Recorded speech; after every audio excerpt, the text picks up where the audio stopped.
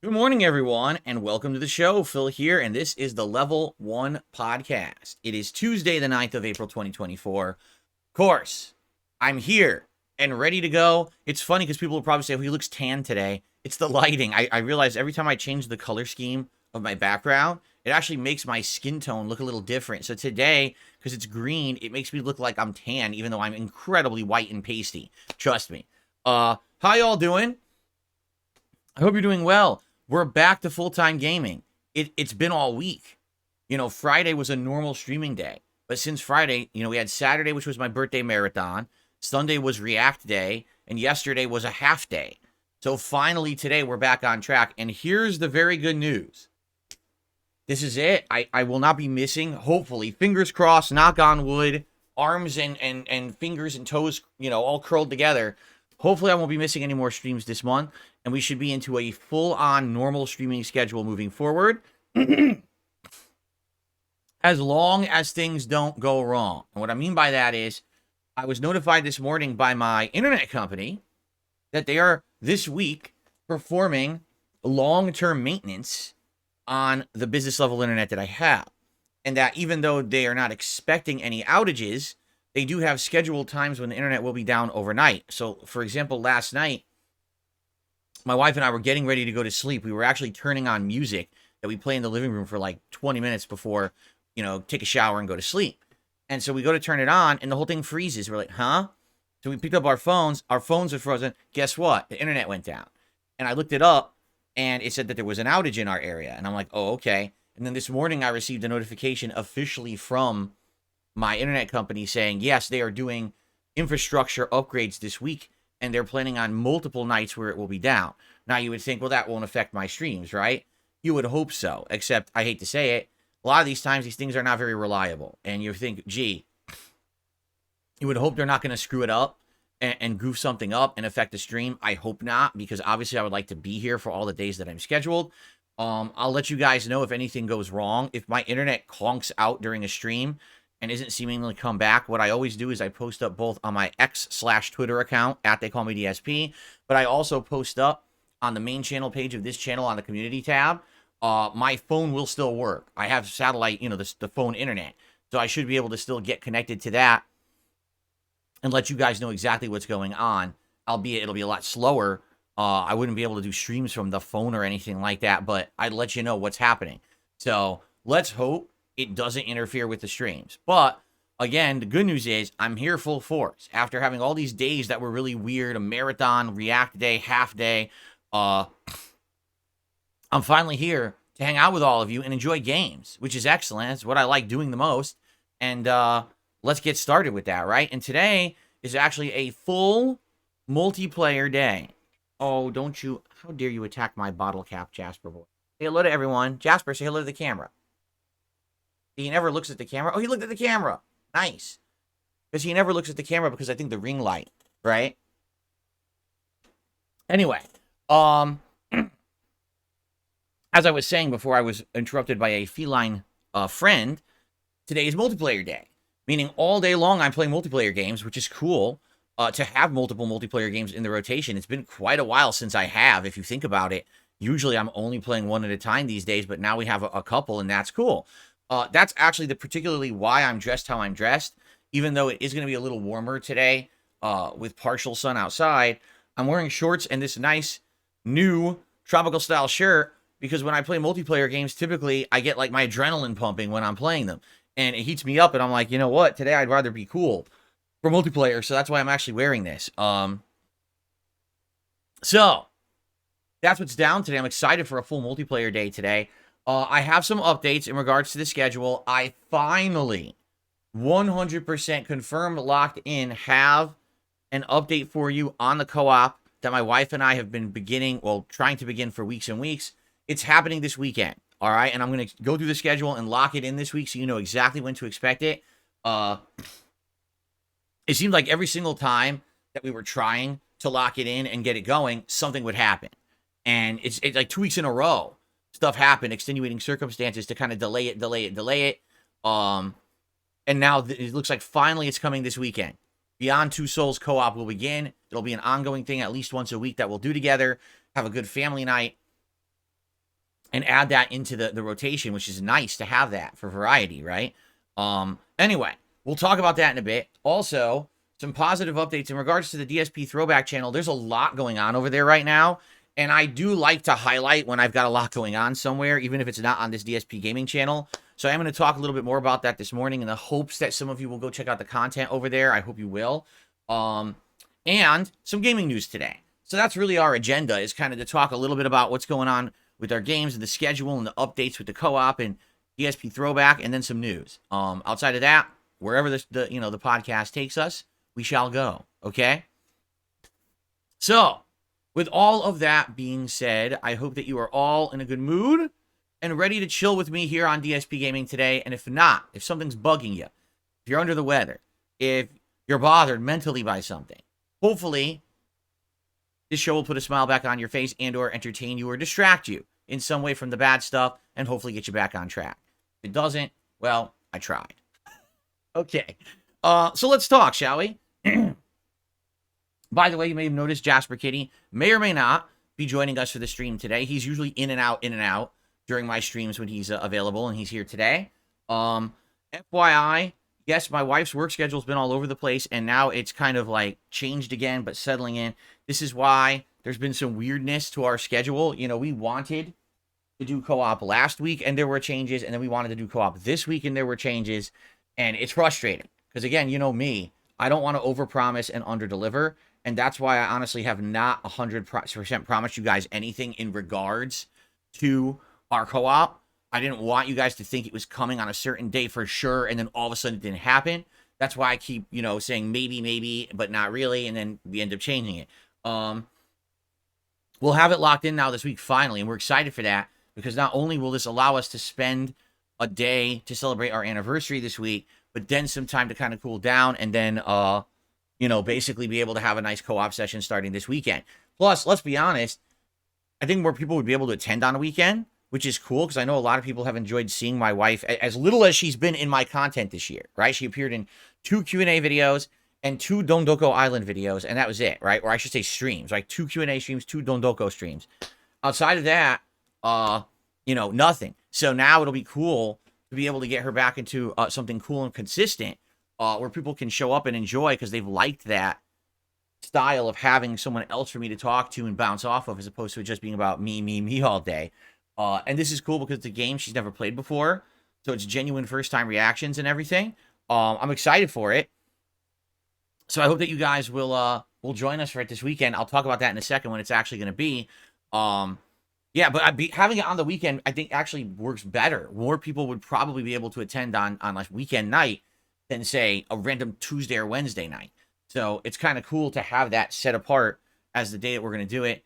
Now that we're finally locking it in, good Lord. It's been a very hectic time. Let's be honest, this whole year, with me running an extra channel on top of the work I was already doing, juggling a whole lot of different projects, getting through RPG Overload, it's been nuts. Again, I will just reiterate, I am so happy that I decided against doing a documentary about myself this year. I don't know when I would have done it. We're now in April, and I feel like things may finally be starting to just get back to like in line and normal. And we're at the 9th of April. I was supposed to start filming for this documentary a month ago. I can't imagine how my life would have gone. I'm not even kidding. I think it might have been insanely disastrous for everything, for the channel. Already the channel was suffering from RPG Overload, and now I was going to be juggling a documentary. Like, I think I really, really did the right choice there, thankfully. So, let's talk. Let's go into it. First of all, a quick update in regards to Alone in the Dark, which I played yesterday, because this actually is going to directly affect the schedule for the next week or two. So yesterday, I finished my first run of the video game Alone in the Dark, survival horror, starring David Harbour and another actress who I'm actually not familiar with, playing the 2 main characters. And we started with the David Harbour character, the Carnby private investigator.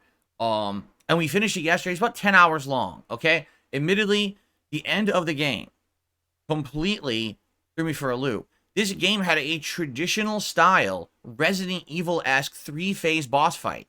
And I was like, the rest of the game didn't really follow that formula. It was more puzzle-based and story-based with combat wedged in, but it more like the combat was more like kind of the afterthought to make it survival horror while everything else was the focus. The end of the game being a 3-phase Resident Evil big boss fight was like, what on earth? Like, I wasn't expecting that in any way, shape, or form. And it's not exactly the most well-done boss fight. And really the only reason I say that is because the controls for combat are clunky. And in this boss fight, you tend to get overwhelmed a lot because there's tons of enemies. And I don't want to spoil it because it's such an out-of-left-field thing that happens. You're like, what is going on? I never thought this would be in the game. I'd rather have y'all watch it than me explain it now. So give it a look. It was crazy. Now, the thing is, we beat the game in an hour. So 10 hours, my first run was done. And I was like, well, a lot of people have actually been leaving comments on the playthrough stating they feel like I should do a quicker second run through the game with the other character, Emily, because Emily's story is different from Carnby's, where she sees from a different perspective. She has different interactions with the people in the game. She actually has some variations on items she picks up in puzzles. And apparently her ending is completely different.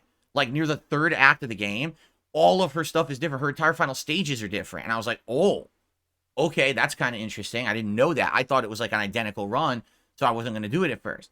So just on a whim, I said, I have 2 hours left on yesterday's stream. Let's rush as far as we can and see what happens if we use Emily. The good news is, because you already played the game and because we beat the game within about a week and a half, and I remembered everything, we were able to easily turbo through the early parts of the game, knowing what was important and what wasn't. And essentially the other cool thing about this game that I really like, when you do your second run with the other character, you save all the items you found in the first run except weapons. So all of those collectibles, what do they call, long yaps or whatever they're called, we keep them all. So now all you got to do in your second run is find the other missing pieces that weren't available with Carnby, because he couldn't have possibly gotten them all, or the ones you missed with Carnby. So that's exactly what I did for the first 2 hours. In 2 hours of gameplay with Emily, I covered over 4 hours of gameplay with Carnby in the first run. If we continue at that pacing, we will probably beat the game with Emily within 2 more quicker streams, which is good, because I would like to see the differences and whatever. And it definitely feels like you're getting more of your money's worth if you do that second quicker run. In fact, one of the cool things, we sequence broke, because we already knew the combination to a safe that you wouldn't have found out later on if you were playing for your first time. We opened the safe, and inside was one of these lagniappes that wasn't in the first run. And this allows you to complete a set, and it says that later on in the game, when we get to the attic area, there will be a secret scene. And I was like, oh, that's cool. We're going to unlock a secret scene part of the story. I can't wait to see what that is. So, yeah, so far, the second run's been great. I'm turboing through. I will say this, Emily is faster than Carnby. Like, she can move way quicker and faster, but her weapons aren't as powerful. She's got a handgun that takes like 6 to 7 bullets to kill an enemy, while Carnby was killing enemies in 4 to 5. So definitely it's a little bit more tense when it comes to the combat. You got to be a little bit more squirrely and kind of dodging around more, as opposed to just stand your ground and blow them away like Carnby did. But it's still fun, and I'm enjoying it. And again, I'm liking the fact that in 2 hours, we got over 4 hours of progress from when we did the Carnby run, and I feel like we'll stay at that pace. So here's the deal. I am going to complete my second run of Alone in the Dark, but we're not doing it as day streams. It wouldn't even make sense to do it as day streams. What we're going to do is we're going to alternate this as a night stream, and we're going to start doing that tomorrow. So we'll talk about this in a second when we get to the schedule. But yeah, what I'm going to do is daytime streams will be alternated between Elden Ring and Helldivers 2 for now. Night streams will be alternated between Street Fighter 6, the second run of Alone in the Dark, and the co-op with my wife, but also Sunday nights, we're going to be doing the retro reacts of The Walking Dead Season 1. So we've got a lot of variety on the late streams. Just think about that. So Friday night is like Street Fighter. Saturday night is co-op with my wife. Sunday is Walking Dead. Monday is Alone in the Dark. It's like really big variety right now on the late streams, which I think is a great thing. That's what we were missing for the longest time, was the big variety, right? Cool. All right. Excuse me. So, I'm excited for that. And that's good progress. Let's do it now. Let's go through the schedule for the week so you guys know exactly what to expect. And then I'll talk a little bit of an update about DSP Throwback, and then we'll get to game news, and we'll move on, you know, with the RPG. We'll move on with the podcast. I said RPG because someone just typed RPG Overload no more in the chat. I immediately, my mind steps RPG Overload. Thank God. Guys, much like how I was enjoying my break from Street Fighter 6 and then fighting games in general, I'm actually right now enjoying my break from RPGs. I needed it badly. RPG overload is a serious thing. Where when you're playing too many of these insanely drawn out, lengthy games, it becomes mind numbing. Where it's like, I don't mind playing them, but it's like another day where I'm barely gonna make progress. Almost nothing changes. Inch by inch, little by little, I claw my way through a insanely long playthrough. I'm just happy we're not doing that. I really am. Today, we get to do all multiplayer, all action-based stuff. I'm actually excited for that. I'm like, yes, we get to do good stuff today where we get to blow shit up. We get to punch people in the face. That's what I'm talking about. That is what I'm talking about, man.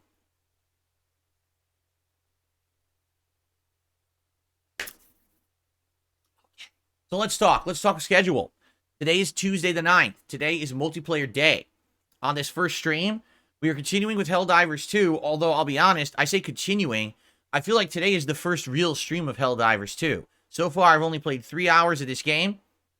I did an impromptu late night premiere of the game last Wednesday night as a way to shake things up and mix the schedule up. And then I played 1 hour of it during my birthday event. I feel like I've barely scratched the surface of the game. I'm just learning the basics. I'm trying to understand the, what are they even called? What do you call the things that you summon down? I can't even remember what they're called right now. See what I mean? I played 3 hours. I can't even remember the names of the stuff yet because I haven't played it long enough. But yeah, like I'm just getting the hang of, buying and upgrading and getting these new weapons and armor and the new things you summon, which I can't remember the names of. I'm sure people are going to tell me in the moment in the chat, and I'm going to be like, oh yeah, that's what it's called. So, in the 3 hour stratagems, thank you, stratagems, that's what they're called, stratagems. So, in the 3 hours I've played, did the intro, I fought some bugs, I fought some robots, and when I played on my birthday, I played all robots. But it was 50-50, meaning the stream was kind of half of a waste because I played like 27, 28 minutes into a match and we were finishing it and the match crashed. That's stupid. You get nothing. You get nothing. It's like you get a consolatory or a consolatory prize or consolation prize. You get like a few medals instead of the experience and all the big upgrades you should have gotten. It's like, wow, that's a ripoff. The second half did count. So, and for them to understand, people defeated the robot army like yesterday or the day before, and they hit the reset button, so now there's a whole new game type with the robots. Today, I'll probably focus on the bugs, considering we played an hour of the robot stuff on Saturday. Today, we'll probably focus on the bug forces. And I think this will be fun. You guys, please help me to understand the game. I know you guys are going to know it way better than I am. I'm willing to learn. The game seems pretty solidly fun for drop in, drop out. And I'm going to treat it like that today, and we'll see what happens. So let's see how it goes, as they say, for democracy, or President Scrooge salute, or whatever you want to say. I want to see how it goes. Unlock some new stuff, blow some bugs up. It should be a good, solid 3 hours of multiplayer fun with upgrades and good stuff, and hopefully me learning better how the game works, right? So it should be fun. Tonight on the late stream, 6:45 p.m. Pacific time, Street Fighter 6. That's right. I'm consistently playing this game. This is now the third time I'm playing it this week. We did Friday Night Fights, and we did 1 hour during my marathon for my birthday. So far, I've used Blanca, Lily, and Zangief. Tonight, I will probably either use Honda or Dalsim. Maybe I'll use both. Maybe I'll use one for an hour and then swap to the other. I'm not sure yet. I haven't decided. But this is great. This has been a good way for me to re-immerse myself in the game, reacclimate myself, as they say, by basically playing casual matches. That way, there's no stakes to me either losing or gaining ranking points. I feel like once I practice for a week or two, then we can maybe try to jump back into ranked and see how it goes. I've heard all the rankings reset completely, which is a good thing. I'd rather start at the beginning of Master now than kind of in the middle where everyone's been flubbing around. So, tonight should be fun. If you like fighting games, if you liked my Street Fighter 6 runs, I'm trying to get back into these characters, and I'm going to use one or more of them tonight on the late stream. Please come by and hang out and watch me crack some skulls. Now, tomorrow is a completely different style of day. While today is 100% multiplayer, tomorrow is 100% single player. I still think it's going to be a day of stuff you're going to enjoy. Tomorrow will be the continuation of Elden Ring on my first stream. This is my second Magic run in the game. I started it last year, and we were 40 hours in, and then I suspended it. Well, we're back, okay? And so far, so good. So far, we've made great progress. It's been fun. And now we are in position to fight the first form of Moog. For those who don't know, Moog is a hidden super boss in the game who fought twice The first time was a more nerfed version, a basic version. The second version is the ultimate version that you must defeat in order to access the DLC Shadow of the Erd Tree when it comes out in June. So this is going to be a good warm-up. I hope that you guys will join me for this tomorrow as I take on Moog. And then after that, we're going to head to the northeast of the map, which is the frozen area. Tough enemies, mini like dungeons and things we have to do. It should be a good time. There should be good progress and good fun and many challenging things coming up on tomorrow's stream of Elden Ring. So I hope you'll join me for that. Now, tomorrow night, Wednesday night, as I stated, we're now going to be doing a second run with Emily in Alone in the Dark. And so that's going to continue on Wednesday night's late stream, 6:45 p.m. Pacific time. In about 2 hours of gameplay, we'll see how far I can get with Emily. Again, turboing through this second time, knowing the combinations and solutions to puzzles early, and kind of knowing exactly where to go and what to do is going to save a ton of time in this playthrough. So I'm excited for that, and I hope you'll join me for that on Wednesday night. That's my final consecutive stream of the week because I'll be off on Thursday to celebrate my wedding anniversary with my wife. Okay? So, excuse me. When I come back on Friday, I'm sure I'll have some stuff to tell you about my day off. Hopefully it is a good day that we spend together to celebrate our anniversary. And on Friday, it'll be Jasper stepping on my nuts, but it'll also be more Helldivers 2 and more Street Fighter 6. So Friday will be another all multiplayer day here on DSP Gaming. Okay? That'll be fun. Saturday, it's going to be Elden Ring, and on Saturday night, it's going to be the premiere of my wife and I doing a Beyond Two Souls co-op playthrough. Finally, after all the build-up and me talking about this for like a month, it's finally happening this coming Saturday night. So mark your calendars. If you're interested to see my wife and I do co-op in a narrative-based game, I hope you'll come back Saturday night and join us for our very special stream. We're probably going to be doing that about once a week. The game is not long. The game at most, if you take your time, is like 14 hours long. Probably more like 10 to 12. So, dependent on how things go, excuse me, this could be a playthrough we do for about a month to a month and a half. And likely it will almost always be on Saturday nights. Okay, that's what we're thinking. The weekends make more sense anyway.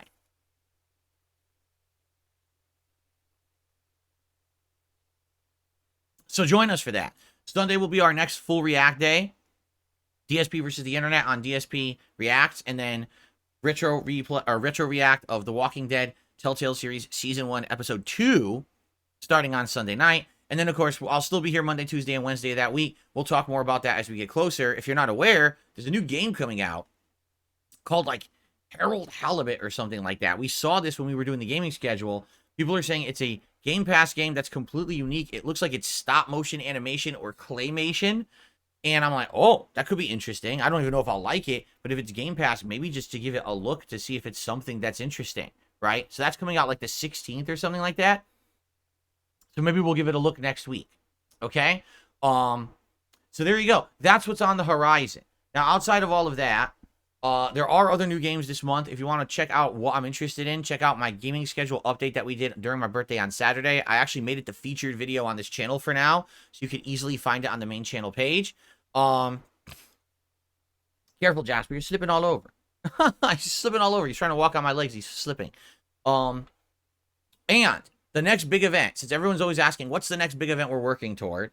No, you're not going to sit on my lap, you nut. The next big event is coming up either in late May or early June. I want to do my next big marathon-style event before the Elden Ring DLC hits, because when it does, I know that's all anyone's going to want to see. Every day people are going to be like, Elden Ring, Elden Ring, Elden Ring. And you know it's going to be a long DLC. It's probably going to take me weeks to beat. So I want to be sure to give it the time that it needs. This event, my initial idea for this event is basically a fighting game marathon. And what I mean by that is, obviously, I'll probably play some Street Fighter 6. Maybe I would go back to Tekken 8 temporarily, just for short term. But maybe setting up Fightcade on my mini PC and doing some retro fighting games as well, such as the Versus series or Street Fighter 3 Third Strike or stuff like that. Maybe Super Street Fighter 2 Turbo, the game that I'm the best at. Out of all fighting games that I've played, that's the one I actually used to be a tournament-level competitor and won tournaments in. But also during this event, perhaps my wife could make more food out of the Street Fighter cookbook like she did last year. Perhaps I could tell and reminisce some stories from the days of in the FGC from back in the day, talking about things that happened and people could ask me questions. Maybe we could watch back some of the retro game footage of me at Evo, and I could do commentary on those videos, right? So, I don't know. That's kind of what I'm thinking. Something fun like that, completely different. Like, how often do I do anything like that? Almost never. So it could be a really fun event. And anyway, that's my idea. If you guys have completely different ideas of what I should do for my next special marathon, let me know. I would more than like to hear your opinions and your takes on stuff, because I want your input. I don't want to be doing this event just for me. I want it to be an event everyone enjoys, okay? So let me know what you think, and I'd be interested. The other idea that we did toss around so far is an indie games marathon, where maybe people would nominate and vote on a bunch of indie-style games that I'll play over the course of the day. I haven't done an indies marathon in many, many years, and when I used to do these, it really was fun because I would be exposed to a wide variety of games that normally I never would play or would even be a blip on my radar, and sometimes I like them so much that I'd actually do absolutely full playthroughs of them, okay?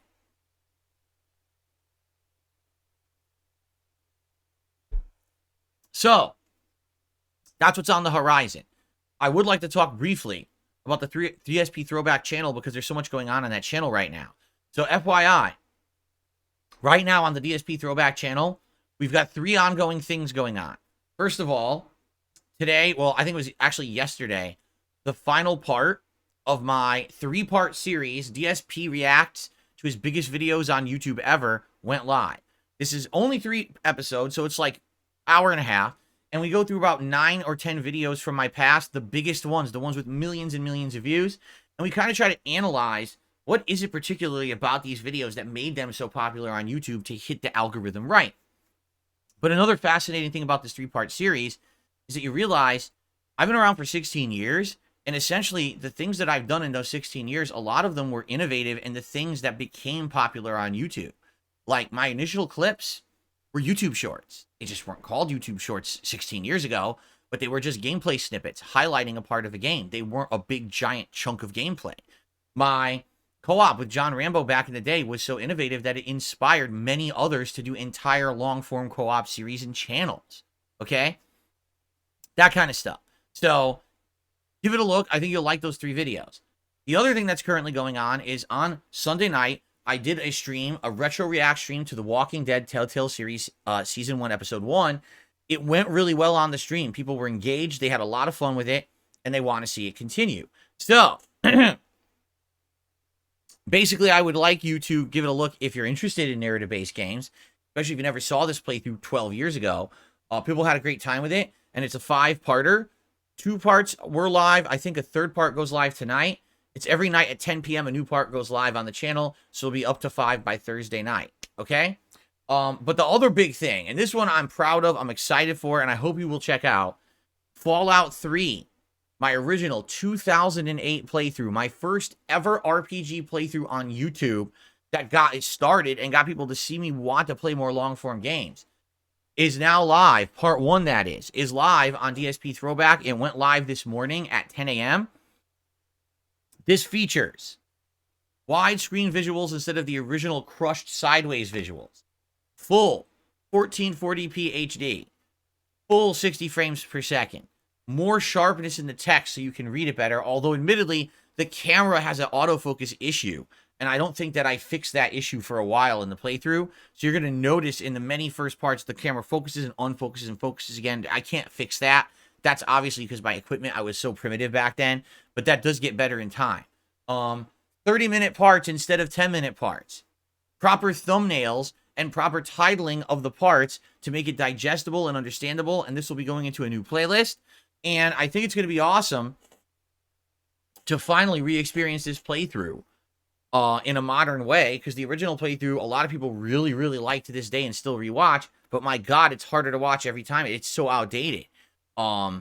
This will be neat to re-experience it in a different way. So I would love for you to watch this first part and give me your thoughts. So, many have already left comments on the video saying, wow, can't believe it, that it's back and it looks like this. I agree. It blew me away when I saw this video. Keep in mind, this is a lot of work. My editors are working a lot to get this playthrough up to snuff for a modern playthrough. It's not perfect, but my God, the improvements are huge. Please let me know what you think. And I will urge you, please, if you like this, please support that channel in some way, whether becoming a member or doing a super thanks on a video that allows it, or leaving a tip. The tip link is in the description of every video there. I'm basically trying to make this viable. I'm trying to make that channel a long-term success. Right now, it's rough. I'm making $1 a day on ad revenue, and pretty much all I'm making on the channel is based on what I make on streams, on the retro replay stream, or retro react streams, excuse me.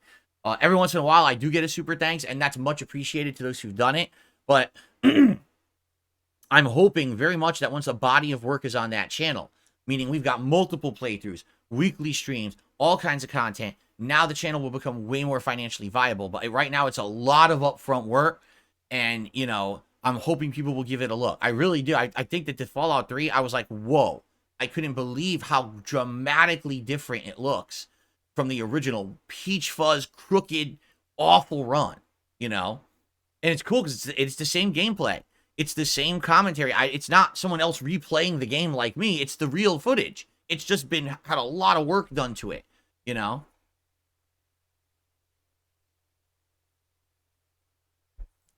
Fed Rogers says, what about the music? For part 1, we left the music in because we felt that song, you know, I don't want to set the world on fire. We felt leaving that in makes more sense for part 1. I mean, that's the intro to the game. Everyone remembers that intro.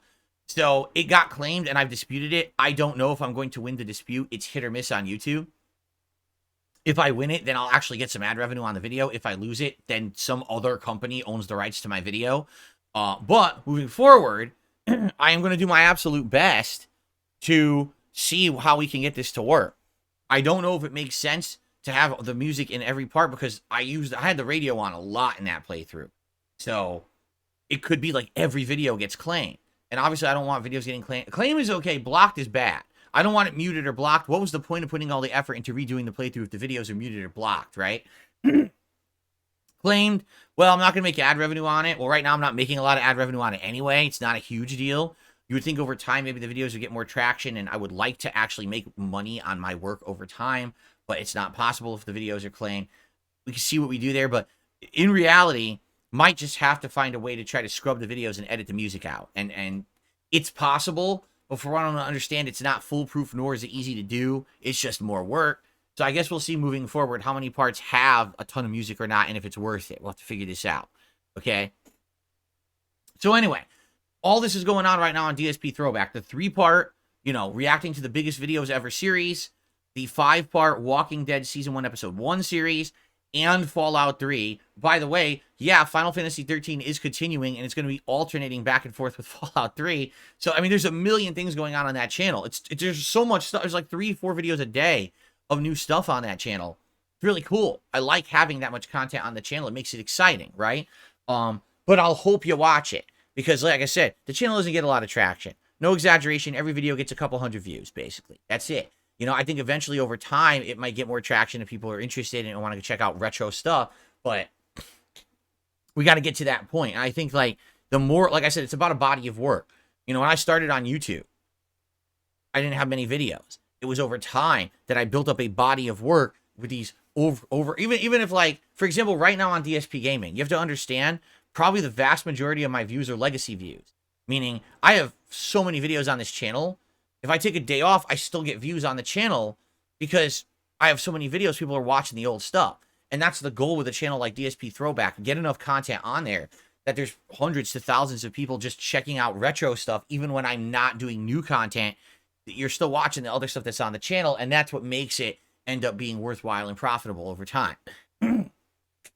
So let's see what happens, okay? But, so there you go. That's what's going on with everything. I hope that sounds good. Big cumulative update for all of you. Now, I think before we get to shout-outs and interaction and talking, we should do a little segment. It'll be a shorter one today, but it's my favorite segment, and I've heard through the grapevine that just perhaps it's your favorite segment as well. A little segment that I like to call DSP News here on the Level 1 Podcast. We have a few little snippets of news today. Nothing crazy major or anything like that. but I felt like maybe I should talk a little bit about news since we've got just a few things going on. First thing, breaking news, DICE has confirmed that Season 7 will be the last one for Battlefield 2042. The game will continue to receive in-game challenges, events, and modes and ongoing maintenance, but DICE will not be doing any more seasonal content because they are moving their entire team to developing a new Battlefield game. I'm not going to lie, I forgot Battlefield 2042 even existed years ago. If you remember, when it came out, it was supposed to be, oh, we're going to compete directly with Call of Duty. And what ended up happening was, it was atrociously bad. Like, people just hated this game. It came out and it got panned by everyone, slammed and just dunked on. And it had so little attention on it. I skipped it. And I mean, usually I cover every major FPS game that comes out. That's, you know, I'm not talking team-based FPS. I mean, like multiplayer FPS games like that. And I never paid attention to the game, and no one cared. And then the next year, people actually said, it's a good thing you didn't play it. You know, the community's terrible. No one's playing it. You know, they made 7 seasons of content for it. It's like, geez. At least they supported the community of people who did buy it, but it was so small in comparison to what they were used to. And it's shocking that they made 7 seasons of content. I mean, it's years later, and they're now announcing, we're done with this. We'll make the next game now. It's like, no one bought the game. I'm surprised they didn't move on earlier. The good news is I'm happy to hear they're making a new Battlefield. I like the Battlefield series. I just don't know. I have confidence they're ever going to make another good one. Like, the best Battlefields of the day were the Bad Company games and Battlefield 4. You know, it's been, I think the last good Battlefield game I played was Battlefield 4 at the launch of PS4. Since then, every attempt that they made, they had Battlefield 1 and now Battlefield 2042, and they're just flops. They're terrible games. They're not great. They're not fun to play. They're boring within a week. And there's just not enough to really hold you over in a competitive landscape of FPS games. So it just sucks because they used to compete. They did. They used to directly compete with Call of Duty. And it was great when Call of Duty had competition. When there was a new Halo coming out, a Battlefield coming out, maybe another third-party FPS game coming out, and it wasn't all about the only fucking first-person shooter game in a year is Call of Duty. You had competition, and competition is good because it breeds innovation and it breeds improvement. And what's happened is there's no competition for Call of Duty anymore, so they don't innovate and they don't improve. It's the same schlocked, shoveled shit every year, and it feels the same. Every year, it feels like you're playing the same game with a few tweaks, the same shitty netcode. I mean, they literally have not improved the netcode of Call of Duty in like 5-6 years. It's the same exact netcode every year.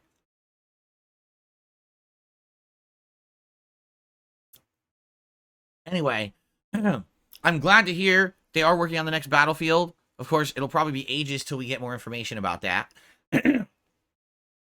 Star Wars Outlaws. This is the new narrative-based Star Wars game. Not narrative-based, excuse me. The new open world style Star Wars game.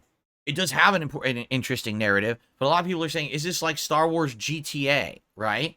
It's now has a release date. It's coming out on August 30th. So I'm actually going to go into the notes that I made the other day during my birthday marathon, and I'm going to put this in. It's August 30th. Star Wars Outlaws.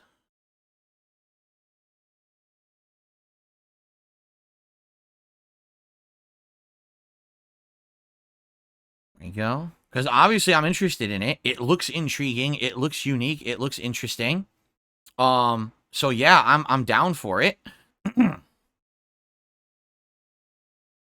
And I guess I haven't seen it. I think this morning a special story-based trailer released. It wasn't intended. I guess what happened was Ubisoft Japan's YouTube premiere page accidentally made the video live. They weren't supposed to. It was supposed to be like a scheduled video. But they screwed it up and it ended up being live. So then they said, well, the cat's already out of the bag. Let's just release the story trailer immediately. So they did. I haven't seen it yet. But there is definitely a positive vibe around the game. People seem to be getting excited for it now. Hey, if it really is a GTA formula Star Wars game, that sounds good to me. That sounds like something that could be quite well received. However, I'm just going to say this up front. My God, this game better run well. I mean, take a look at a game like Star Wars Jedi Survivor like last year. The game had an outstanding story. It had really great gameplay mechanics. It had excellent combat, visuals, and level design, and the game ran like shit. It ran horribly. It was choppy as fuck, and because of that, the game was a very bad experience in many parts. I just toughed my way through it. I waited over a week for them to patch and improve it. They didn't. So I said, fuck it. I guess I just got to tough through it. And I mean, I beat it and I liked it, but I was like, dude, this game would have been 10 times better if it ran good. And the game became an afterthought. Like, most people never even talked about Jedi Survivor after about a week it came out, because everyone collectively agreed the game was a mess. That's sad. I don't want Star Wars Outlaws to be the same situation. A game that's well executed when it comes to narrative, gameplay elements, all of that, but because graphically the game underperforms, the people just crap on it again and forget about it. You know what I mean? So, seriously, they need to release this game polished, well-running, and with a lot of dedication and just testing put into it. You cannot release this game half-finished. Too many games today, they just think we can release our games half-finished, we'll fix them later. This is a game that needs to be ready at launch. They've already fucked up Jedi Survivor. You can't fuck up everyone's just going to think that Star Wars is just a buggy universe. Man, remember in Star Wars when we were flying the Millennium Falcon and the whole thing just fell apart, chopped in half, and went to 5 frames per second during the movie? Man, you remember when Luke was fighting Vader and his lightsaber malfunctioned? And right? Like, what? It's just dumb. They have to stop with this nonsense. This game, I hope it's good. I really do. I really hope it's good. I mean, Jedi Survivor, Battlefront Classic Collection, what else could go wrong for Star Wars video games? Right?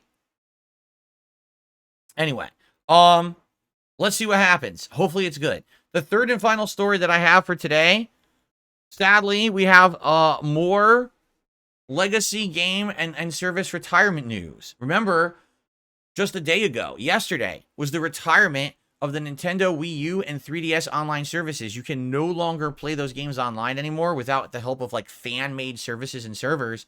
The official Nintendo servers are shut down permanently, so you can't play any of those games online ever again. Okay? Well, guess what?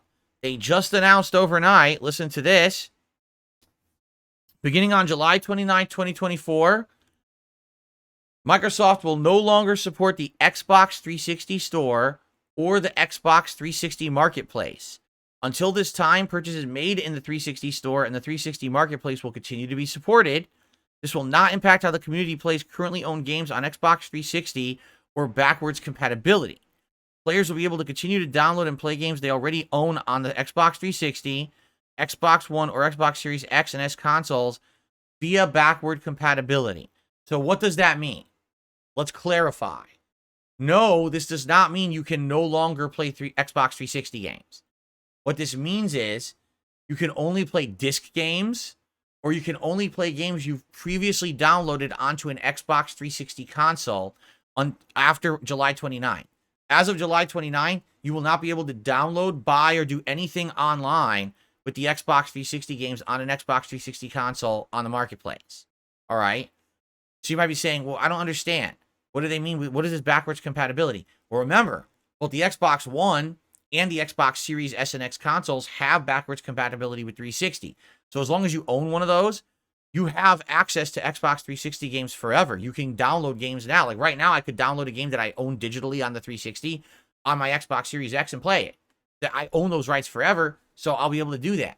I don't need an Xbox 360 console. This is only for people who have legacy playthrough or legacy games, and they only own an Xbox 360 console. Essentially, they're saying 360 is going to be like an offline console moving forward as of July 29.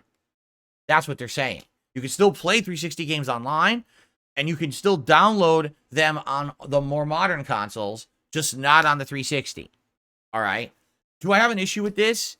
I mean, I'll be honest, probably not, because unlike Nintendo, in this case, Xbox has done a great job of game preservation.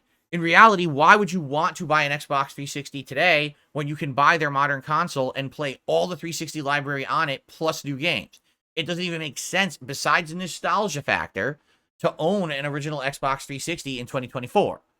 Plus, you probably don't want one anyway because they red ring. Right? You want to be dependent on that hardware because it was very faulty.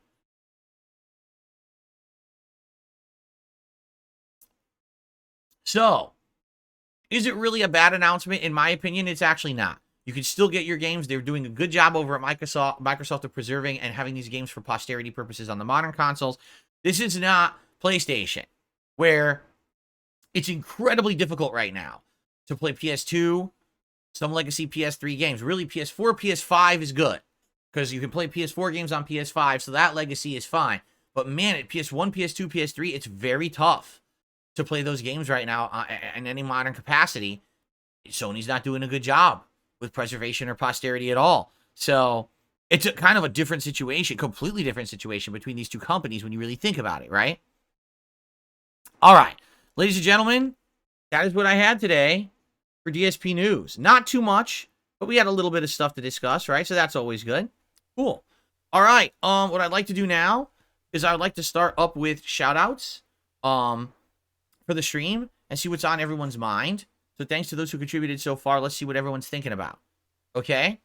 All right, cool. We start off today with BB Phil and a €5.99 super chat.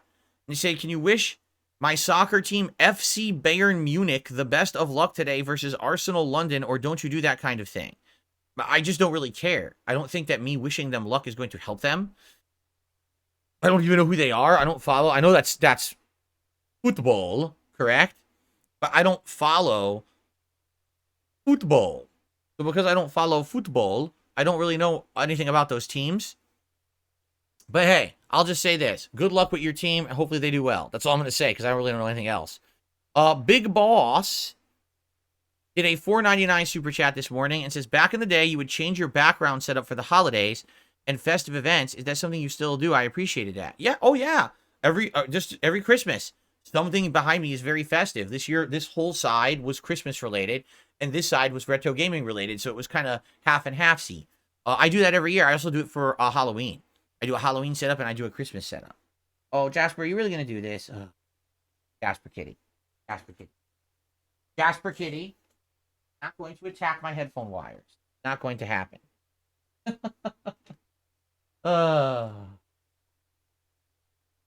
He just wants attention. Now he's biting my toe. You nut. What a silly cat. Here, hold on. They got your paw. Paw. Oh, now he got me. He got my hand. I got his paw, then he got my hand. Now he's biting my hand. You nut. Such a good cat. Always wants attention. Always wants the attention. How silly.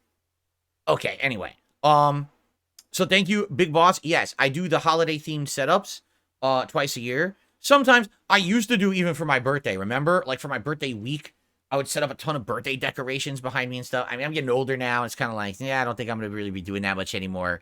But for the holiday stuff, I always go into it. I always do that nice, fun stuff. BB Phil did another super chat. Could we have some kind of Street Fighter themed feast with the retro reactions? Or maybe food items people would bring to tourneys back in the day? No one would bring food to tourneys back in the day. A lot of tourneys didn't allow it. You know, arcades didn't want outside food and drink in the building. It would just be limited to like what was in the vending machines.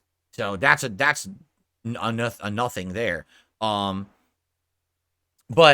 like I said, we have a Street Fighter themed cookbook that was a gift last year, and my wife made like 2 or 3 things. Maybe she could make some more this year, and we could have another fighting game theme. Remember, last year we did one in May, and it was like the build up to the release of Street Fighter 6 in early June.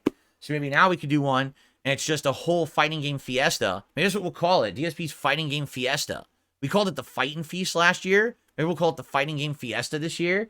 We could have Street Fighter 6, a little bit of Tekken 8, and a bunch of retro fighting games on Fightcade, plus me watching back tournament footage of me in old tournaments and commenting on it, telling stories about the old days, and people asking me questions about what it was like to be a tournament player back then, and having food and booze and all kinds of fun stuff. I think it could work out. But again, people have to be into the fighting game stuff. I'm not going to do this if people don't really care about it right now. So I guess the question is, would that be something you guys would be interested in? The Fight and Feast actually did pretty good last year. So. Oops. That was not an underscore. That is an underscore. So thank you, BB Phil, for the super chat. Okay. We start off today's tips with a $5 tip From Super Snow Carl Turbo HD Remix. Well, first of all, let me play an animation. For our first tip of the day. Let me get this up on the leaderboard. And then we'll see what they have to say. Super Snow Carl Turbo HD Remix. By the way, if you guys aren't aware, Snow Carl just doesn't come around anymore. This is not Snow Carl. This is someone who, this has been a joke name of theirs forever. Snow Carl is gone. And, you know, it happens. So, we'll miss you, Snow Carl. Sorry we haven't seen you in ages. Wish you the best. Okay. Well, I'm going to read it. I'm going to respond. I promise you I'm not going to cause any drama. Okay? Did you see Review Tech USA has deactivated his Twitter? It looks like your trolls became too toxic for him after he decided to pick a fight with them because you decided to cancel the documentary. You want to know the funny part about that? I know absolutely nothing about that at all. I don't know anything about him arguing with my trolls because I canceled the documentary. Like, what does that have to do? What? That doesn't even make sense. So I canceled my documentary for various reasons. As I've explained to you guys, the reason I canceled it was twofold. Number one, I did feel like I was biting off more than I could chew. Especially with everything going on right now, I wanted to launch the Throwback Channel this year. I wanted to bring my wife into my content again in some capacity. And with everything else going on in my life privately as well, also balancing that with a documentary, it felt like it was going to be too much and the documentary was going to end up sucking. And what's the point of doing it then? The other half is, as I've told you guys, I feel like the only time that I should do a documentary is if I feel like I absolutely need to tell my story to the world and it's near the end of the story, right? Why do a documentary if it's not done yet? The story's not over. Well, why are you documenting it? It's like it's still in process, correct? And I feel like I am. I'm in the middle of a lot of stuff going on, that the process will be different over time. So why do it now? In addition, if you didn't notice, when I announced the documentary, basically who rejoiced? My trolls. It wasn't my viewers. It was just basically people who trolled were loving, oh, this is great. We're going to get all this inside info on Phil's life that we can use to hurt him. And we can make fun of him even further forever.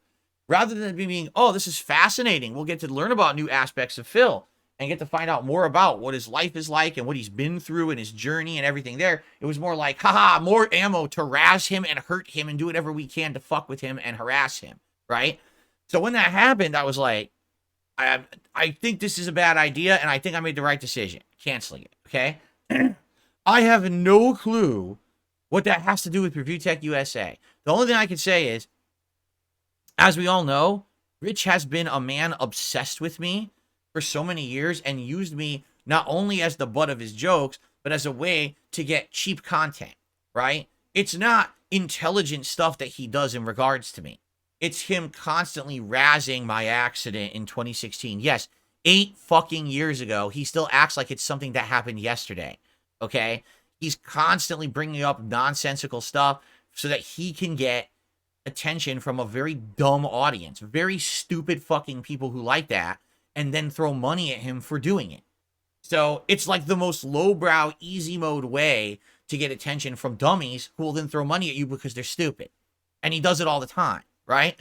So the only thing I can think is when the documentary was going to happen, Rich was probably happy because he felt he was going to get a lot of content out of it.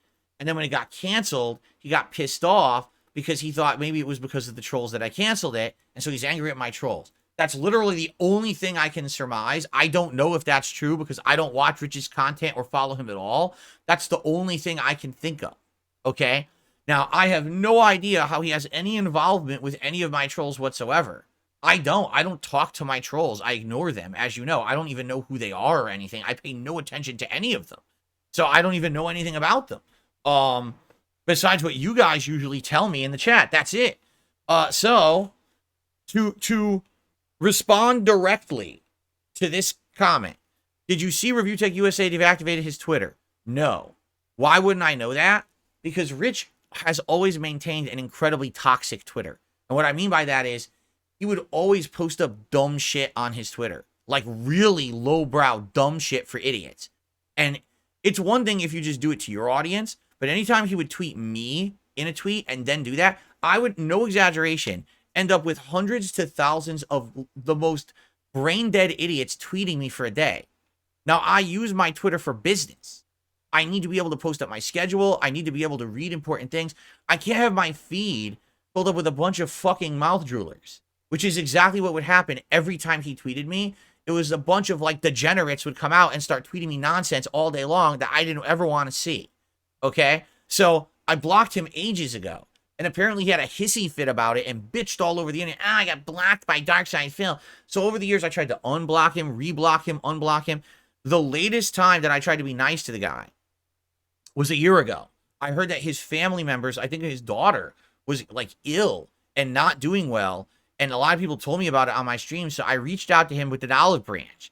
On Twitter, I DM'd him and I said, I'm really sorry to hear about that. I hope that things get better for you. Genuinely, it's not, I don't dislike you. It's just you caused me too many problems with the way you act. And I hope that your family members get better. To which he said, oh, thank you so much. I really appreciate that. Then he literally later that day went on his Twitter and made a bunch of negative posts about me. The same fucking day.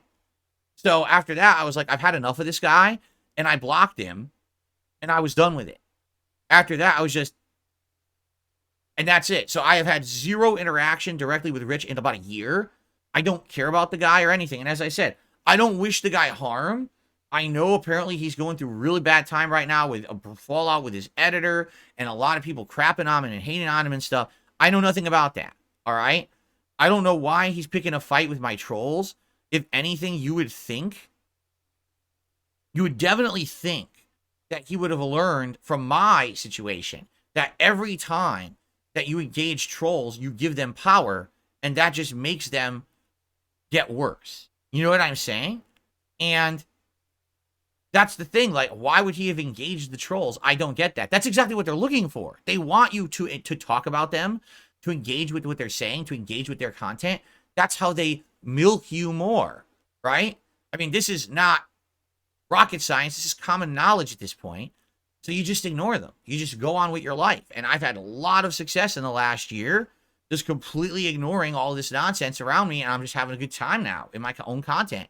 So, no, I don't know that he deactivated his Twitter. I never saw anything of value on his Twitter. Usually it was just toxic shit he would post up for dumb reactions from idiots, and then they would flood my timeline. So I haven't really looked at his Twitter in 100 years, nor do I care. I don't know why he would have engaged with my trolls. That really sounds incredibly fucking stupid that he would have done that. That's just asking for trouble. And I want nothing to do with the guy. I wish him the best. I hope that things get better for him. I don't want anyone to be in a bad way, but I just want to be completely separated from this man and anything he's involved with because he doesn't seem to be able to have like a normal, mature attitude about anything. Every time that I've reached out to him to try to be fair or let's have a civil conversation. Let's just be respectful to each other. He immediately turns it into drama and something for personal benefit. So I want nothing to do with the guy whatsoever. Zero. I would rather never hear about him ever again in my life if that was possible. Of course, I know it's not. I know people can't help themselves. They got to bring him up in my content and shit. I just want nothing to do with the guy. You know what I mean? I know absolutely nothing to do with this man at all, if possible. Okay?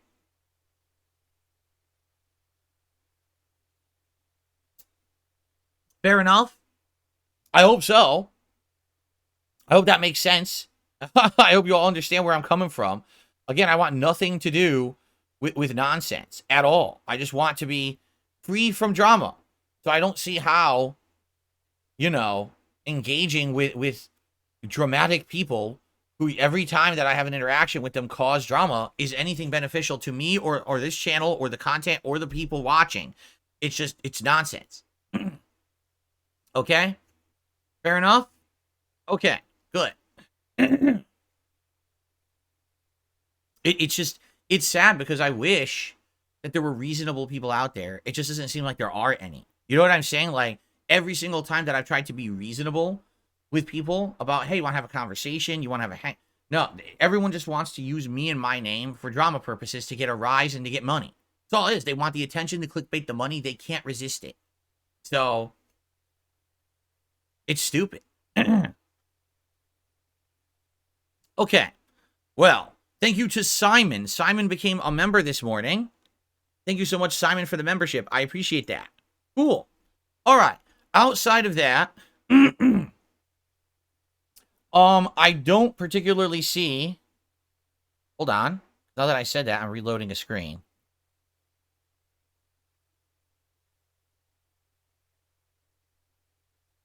Oh, what? So delayed.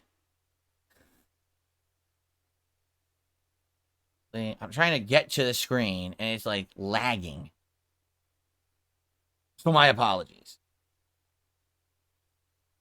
Okay, as of now, we're good. From what I can see. Okay, so I think I'm caught up on all shoutouts.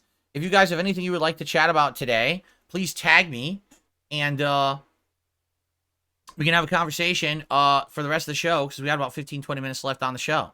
Okay? The day you ate chili cheese, Simon, good for you. I like chili cheese dogs. I don't think I would just eat chili and cheese. I'd probably want it on something. How's the weather today? It is in between, meaning it's not cold and it is not warm. It's kind of mid. Like, it's right now, it's in the 50s, but when the sun comes out, it goes up to the 60s. But as I said, because I'm doing multiplayer today, I wanted to be in a more cooler attire, because I know when I play multiplayer, technically, my adrenaline goes up and I get a little bit heated. So I said, I'll wear nice Islander clothing today, and it's working out well so far. I'm nice and cool today. What is the spiciest food that I've ever had? Probably hard to say. It was probably either a really hot Indian curry, or probably like a really hot sauce. But I'm trying to remember what I had the hot sauce with. I can't remember. I remember having a sauce on something and it burned the shit out of my mouth. But I can't remember if it was like a sandwich. It wasn't a chicken wing, because I don't eat chicken wings often. I can't put my finger on what it was on, the hot sauce that I had.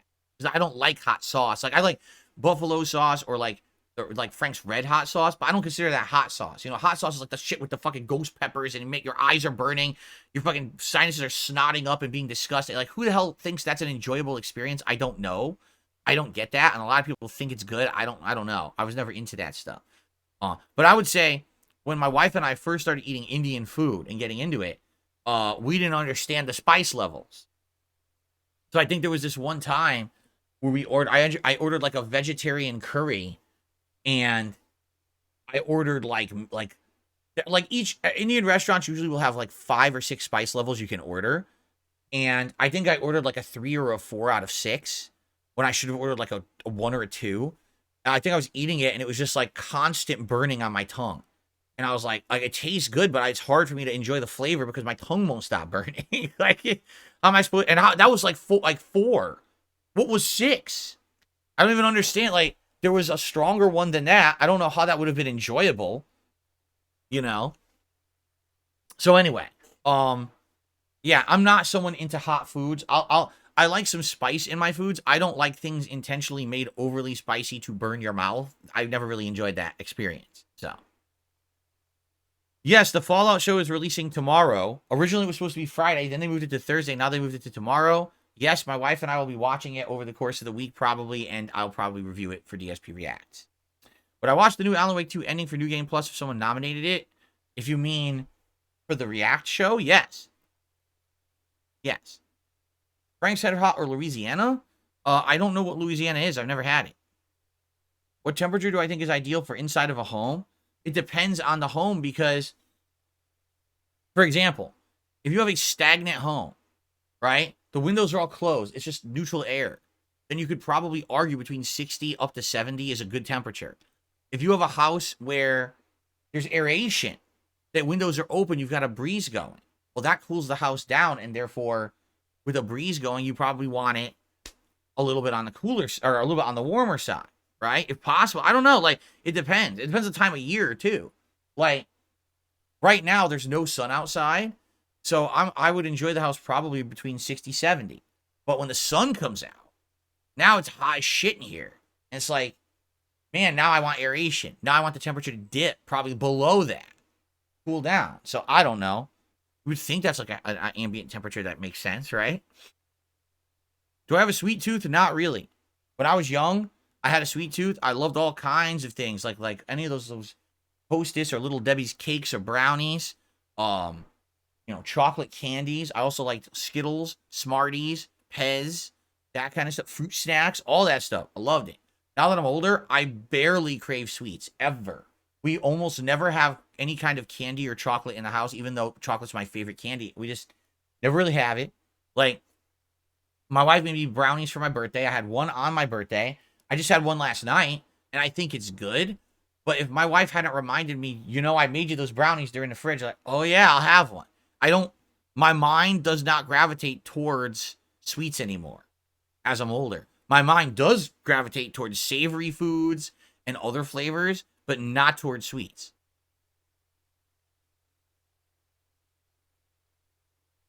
Can I fix the ghosting in the Fallout 3 video that I uploaded today? No. The video original quality is atrocious. To get it to upscale and to have any increase in frame rate means there will be ghosting. Fallout 3 is not an action-intensive game. It's not like you're watching Red Dead where someone's riding through the West at high speed. It's not a fighting game. The ghosting is not a big deal. Is it there? Yes, it's present. Is it perfect? No. The playthrough's from 2008. It takes an incredible amount of work to get it look as good as it does. Complaining about the ghosting is pretty much a waste of everyone's time, including yours. So please stop. We know that it looks like crap because it's from 2008. It still looks way better than the original footage. Wow. This is great. The original 2008 videos of Fallout 3 are a 4:3 aspect ratio that are fuzzy and unfocused. The camera is skewed to an angle to fit a wide screen into a 4:3 square. Okay? You can't read anything. You could barely see anything. The lighting is atrocious. The coloring is completely off. It's only 480p visual. Everything is terrible. The editors have taken that and stretched it to a full widescreen aspect ratio, upscaled the resolution to 1440p, made it 60 frames, color corrected it so it looks like how the game's supposed to look, sharpened the text so you can actually read it on the screen, put the parts together into 30-minute parts, and then put thumbnails on it, and your complaint is there's ghosting. How about you ghost my stream and go away? Oh my God. I mean, dude, what the hell?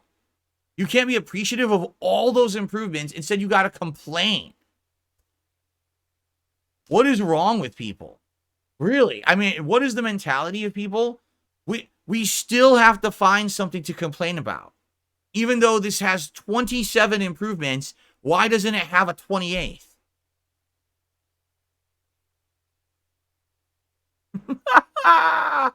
Oh my God. Holy shit. I mean, wow. Can you imagine that mentality? I'm going to go on Phil's stream and complain. Really?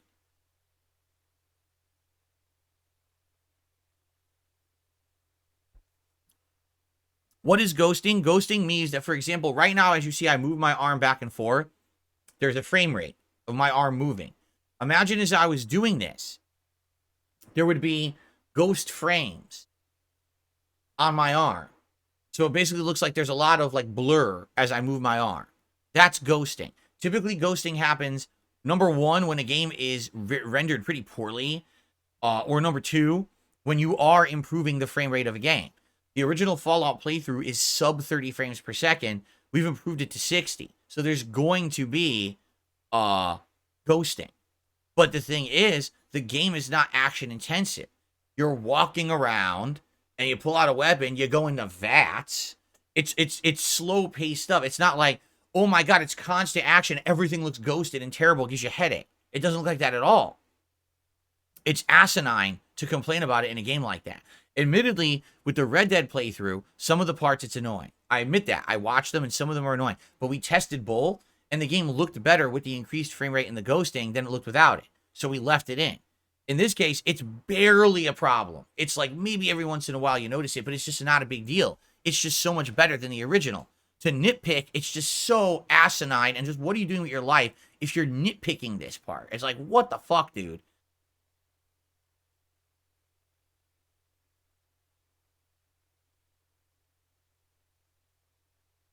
Anyway.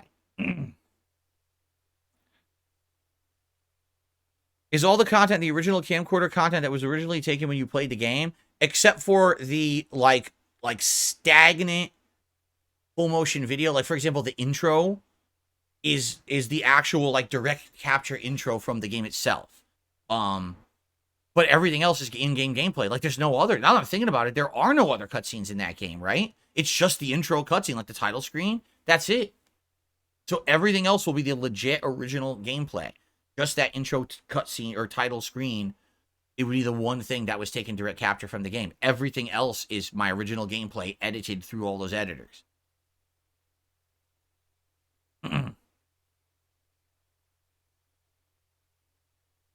Have I ever enjoyed the Sims games? The only Sim game I ever played was Sims 4. I played it when it was a new release. I did multiple runs in it. The first run was a fantasy character. I also simulated myself. And both did all right, but after doing it like twice, I didn't really care to ever do it ever again. It got really boring and ran out of content, and that was it.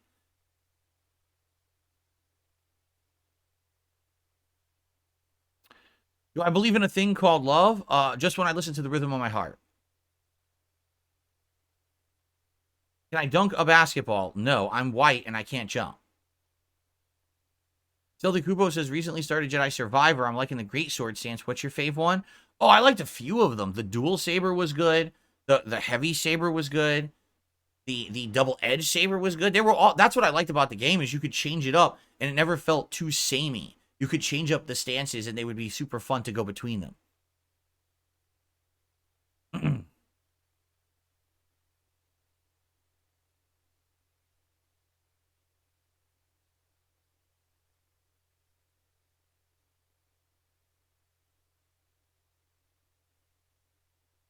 Woody Harrelson could dunk, right? No, that was something we call movie magic. He's white. He can't dunk.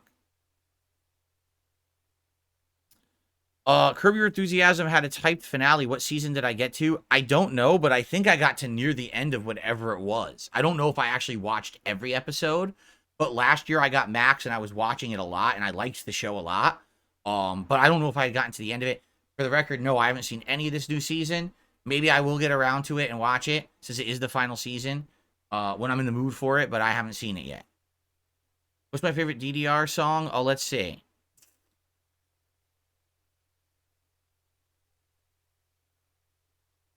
Boogie Wonderland. Boogie Wonderland. Dun, dun, dun. Up and kiss the body boy, then pucker. Up and kiss the body boy, then pucker. Up and kiss the body, body, body, body, body, body, body, body, body, boogie. Boogie Wonderland. Dun, dun, dun, dun. Which DDR had that? I have no idea. I know it was DDR. I just don't know which one it was. That was the song I played all the time in arcades. But I don't remember what it was, which one it was. Okay. I received a $1 tip from Kirk. Slam dunk champion is White Phil. His name is White Phil. See? It's so rare that a white person could jump that he actually had to call himself White Phil to diversify himself. Or else people would have got confused. There you go.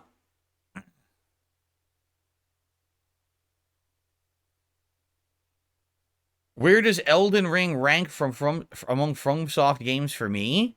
I still think Dark Souls 1 is the original and best, you know? And then after that, it's tough to call. Probably Bloodborne is number 2. And then maybe like either Dark Souls 3 or Elden Ring. Sekiro was my least favorite. I think Sekiro was a departure, too far of a departure, and I ended up not liking it as much because it's just too samey. Just a testament to that is that it's very rare to do another run because what's the point? Once you've played Sekiro once, it's the same weapon, the same shit, nothing changes. You can't even do different builds. It kind of sucks. So, but yeah, definitely Dark Souls 1 is my top. Bloodborne's number 2.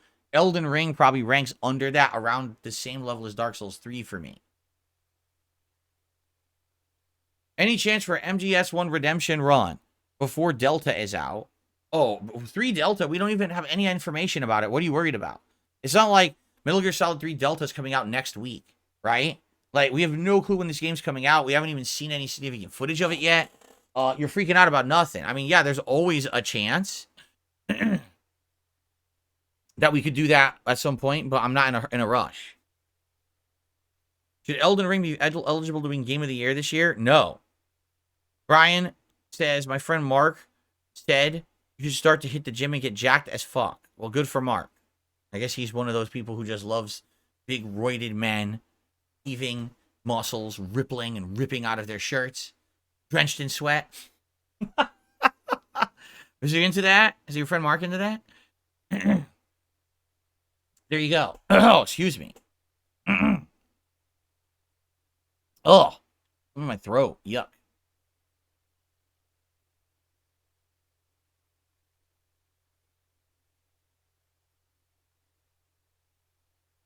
Okay. Oh, let's see here. What's up, Cypress? He's been busy. Hope you had a good birthday. Yeah, birthday streams over the weekend were quite good. Had a good time for sure. What's my favorite style of question to get for the podcast? Good ones. I prefer the good questions. I really, really kind of dislike the bad ones, the stupid ones. I like the really good questions. They're my favorites. Oh, I don't know anything about a new horror movie, Late Night with the Devil. Never heard of it. What's it about?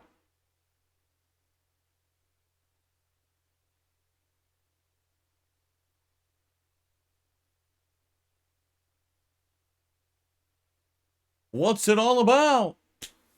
What's the deal with movies? Oh, what's the deal? Okay, I received a $20 tip. Hold on.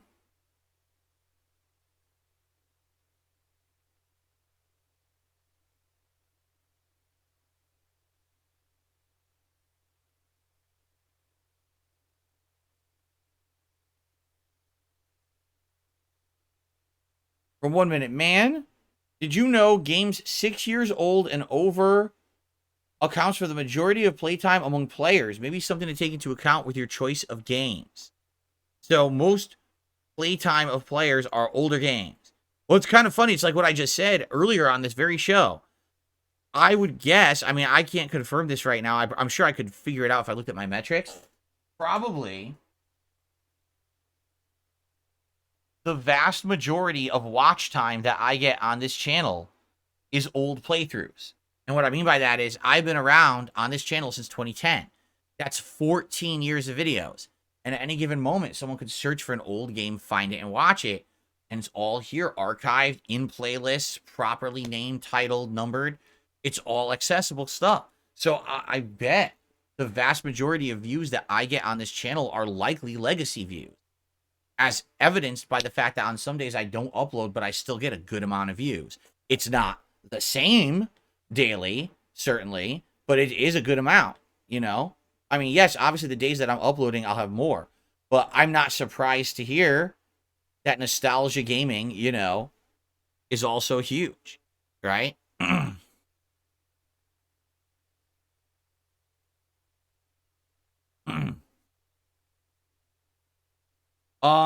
Cool. Anyway, thank you for the $20 tip, 1 Minute Man. I received a $2 tip from Nosferatu. I enjoy your content a lot. Your reacting stuff too. And then he's talking about my snorting, which I barely do anymore. And by the way, you wouldn't even be able to hear me do anymore with my new microphone filters. So thanks a lot for the non-feedback. You think that it's funny to reference snorting, even though it's not even a thing that happens that much anymore or at all in my content. So nice try at insulting me. But you failed miserably and you made yourself look like a jackass. Thanks for the $2.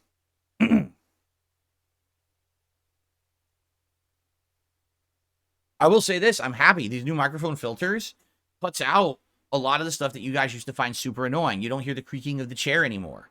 You don't hear, when I clear my throat, it doesn't blow out the microphone anymore, right? When I burp, it's not a big deal. People are like, I heard it, but it's not like super annoying like it used to be. It's the same thing. If I have a day where I have bad post-nasal drip and I have to do the clearing of my sinuses, it's not like terrible, right? It's dealable. It's manageable. So that's a good thing. I'm happy I've done this and implemented this. So it's funny because here's the thing. I made the improvements. Now all those things that people made fun of me for over the years don't apply anymore, but they'll act like that never happened. They'll act like, no, he still does it. It's still there. I don't. You can't hear it. It's not present anymore, but they'll act like it still is. because that's what they do. They have to create their narrative of bullshit to make fun of me for stuff, even though I've improved past the stuff they make fun of me for, right? Simon did a super chat. He says, how do I tip? Type !tip into the chat. That command will bring up a link. When you click on it, you'll see all the instructions on the PayPal deal. He says, what about Canada thing? I don't know what Canada thing is. I keep reading about DSP in Canada. I have no idea what that means. Canada? I have nothing to do with Canada. At all. Zero. So I don't know what to say about that. But if you're interested in tipping, just type !tip into the chat. You'll get your link. Parasolo says, love the Ninja Gaiden art. I want one too. When I saw this at a game convention over a decade ago, I was like, oh my God, I need it. Because this is the intro cinematic of Ninja Gaiden 2. And at the time, no games had intro cinematics at all. So to see this, I was like blown away when I played Ninja Gaiden 2 and I saw an intro cinematic that looked like a movie. I was like, wow, that looks so sick. And then I saw it at the freaking game convention. I was like, oh my God, I can't believe someone did that because that's so cinematic. And I love that. And I bought it and I hung it on the wall for a while at my old place in Connecticut. And then it went into storage for like a decade. And now I can actually use it for cool stuff.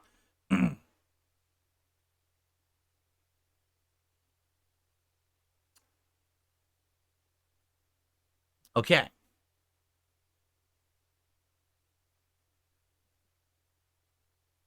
Of course, Leonaris. Everyone remembers that. But I'm not going to talk about it because that just gives more attention to nonsense. People person says, how close would you have to be already the next eclipse for it to be worth it to drive to see it? What are you talking about? I wouldn't drive to see the eclipse. Who cares? I already saw it. Tons of people filmed it and it's on the internet and I've seen it. Why do I need to drive there to see it? I've already seen it on the internet. It's not like the experience in person is going to be different. I received a $1 tip from Kirk. I'm eagerly awaiting the Fallout show. I know you never watch any of my TV show and movie recommendations. Besides The Greatest Showman, you might want to watch House of the Dragon. It'll hook you in. Yeah, I'm going to be honest. I just don't really care about Game of Thrones at all. Like, Game of Thrones was something a decade ago that was kind of a unique take on medieval stuff. And then it got so played out. And I just don't give two shits about Game of Thrones anymore. Just like, it's exactly the same thing with Walking Dead. At one time, it was a refreshing, interesting take at zombies. And now I don't give two shits about zombies or The Walking Dead. So that's why I would never watch any of their 100 spin-off shows. These things just get played out over time, right? It's just what happens. So I don't really care. By the way, Simon, I should get on the leaderboard. He was the latest super chatter. Jasper boy, what you doing? What you up to, Jasper? Oh, meow? He said meow. Did you hear him? You probably couldn't because it was a very low meow. He said meow. Well, I'm shocked. I never thought that you'd be up to meow. Jasper, what are you up to right meow? Not saying anything. He did say meow, though. Okay.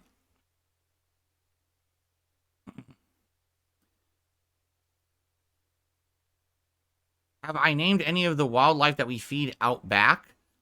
Squirrels. Tons of different kinds of birds. The two that we absolutely know the names of are distinct. The Steller's jay, which is a unique blue bird with a crest on its head, as well as the northern flickerbird, which is another unique bird with a long beak, and it has like red accentuations on its otherwise brown face. It's a relative to the woodpecker. So those two we stand out. They're bigger birds. The others are many different varieties of smaller bird. I couldn't tell you what those are. There's so many of them, and they're so varied. I don't know. But we have tons of different wildlife in the back that eat the peanuts and the suet that we put out there.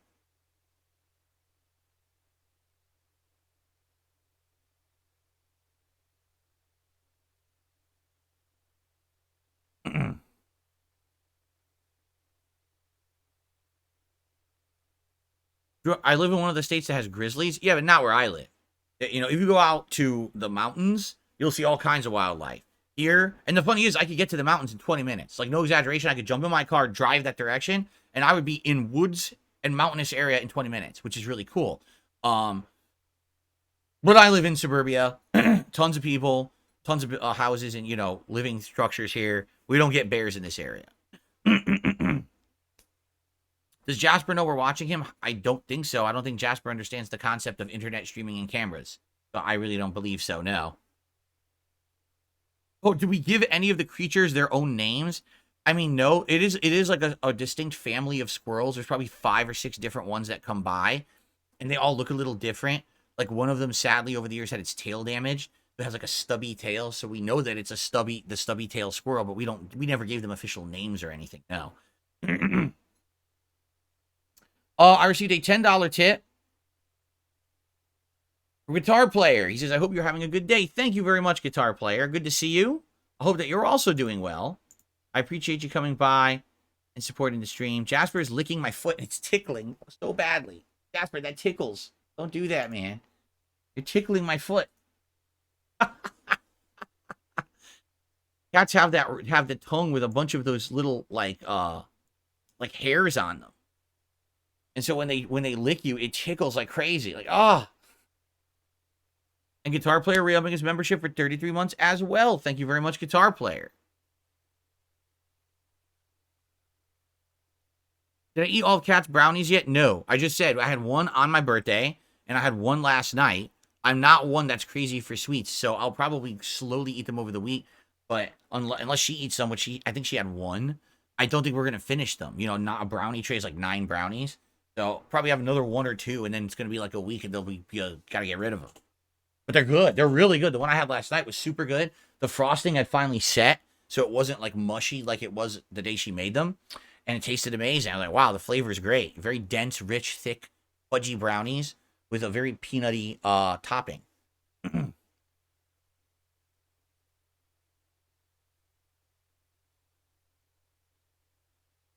Okay. So I think we are good. I think I've covered everything. I just want to double check that.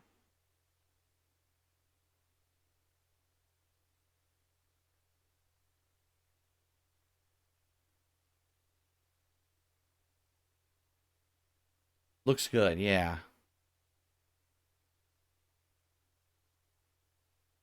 Okay. Cool.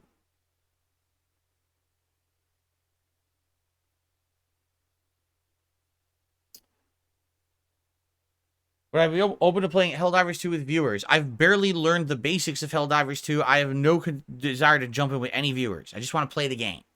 I'm not even sold that Helldivers 2 is going to be something that's going to work long-term for the channel. Right now, I think we've had initial curiosity of me playing it because I haven't played it. We're only 3 hours in. I think we jumped the gun doing stuff like this. Getting so, oh, we're going to do lobbies, we're going to do that. Just stop. Everyone relax. Let's just play it. Let's see if it's something that I like long-term, you like long-term. Let's all settle in. The truth is, when you play with people, sadly, it doesn't appeal as much. Why? Because it appeals more to the people who you're playing with. And then you become focused on interacting with them and not the stream. They, you know? Well, look what happened when I did the lobbies for Street Fighter 6. The first lobby I did, everyone thought, oh, this is good. The second lobby I did, people were like, meh. And the third lobby, no one cared anymore. People stopped showing up. Why? Because it was just the same people showing up to play in the lobby. It's not meant to be a public event for everyone to watch. It's more, okay, I'm appeasing the people in the lobby who want to play me, and that's it. No one else cares. So that's why I don't care about that. I guarantee you the reason you asked me that is because you want to play with me. Right? That's why. It's not appealing as a streamer.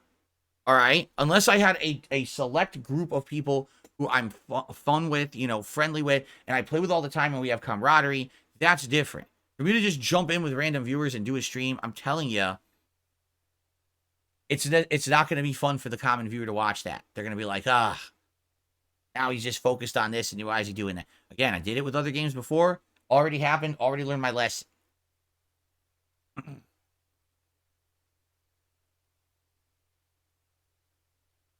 Oh, my goodness. The first complaint, oh, you see how those people just carry Phil? You see how people they just help Phil and carry him through everything? You see that? And then the first time that we get a troll in there who sneaks in, you see Phil's an idiot. See, he enabled the trolls. He's ruined. Everything's ruined now because the trolls are in there griefing him. So fuck it. Why waste time? I don't know why you guys ask me. Every time I give you a very rational explanation as to why I don't do this stuff. And then people still ask anyway. As like I never gave you all the rational explanations, you know, like things have not changed.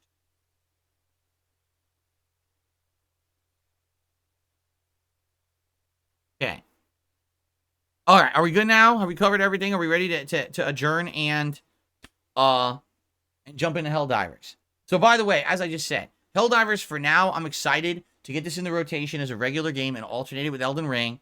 I'm curious to see how well I do, how good it is for longevity. Will people keep showing up and engaging and supporting Helldivers? Will it get boring within a stream? I don't know. I don't have those answers. We have to see. If it stays, you know, as something people are interested in, I'm happy to keep it in the rotation as long as I keep enjoying it and leveling and unlocking and doing things in it. So let's see how it goes today. I think today would be like the case study. That the first stream you knew there would be interest.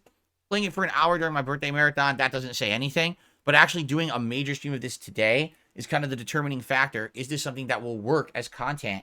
Or is this something that's just going to be like kind of a flash in the pan thing? I play it a few times. People are already bored. They just wanted to see me play the meme game, right? I don't know. Let's see. Let's give it a shot today. And by the way, please help me to understand stuff I'm not getting. You know, you got your help with explanation of games like this is immense. It allows me to jump in at a better pace than me just flubbing through it and wasting time, which I don't like to do. Let's see how it goes. I am approaching it with a very positive attitude. The 3 hours I spent in it, I did enjoy. I'm looking for. I want to unlock better stuff. Like I want to unlock better weapons and better. I forget what it's called again. It starts with an S, right? I can't remember what they're called. I'm sure I'm going to remember as soon as we boot it up. But I'm excited to unlock better stuff and go from there. So let's hope for the best. Let's see. All right, guys, it is multiplayer day. Thank you for chilling with me on the Level 1 podcast. I hope you enjoyed the show. I hope you'll stick around and watch the multiplayer fun, whether it's Helldivers 2 or Street Fighter 6 later tonight. And I hope that you will come back tomorrow for a more single-player day. All right? Thank you so very, very much. And I would like to see you around if you can stick here. If not, well, have a good day. Be safe. And I'll see you when I see you. Everyone, peace out. Happy spring. See you tomorrow.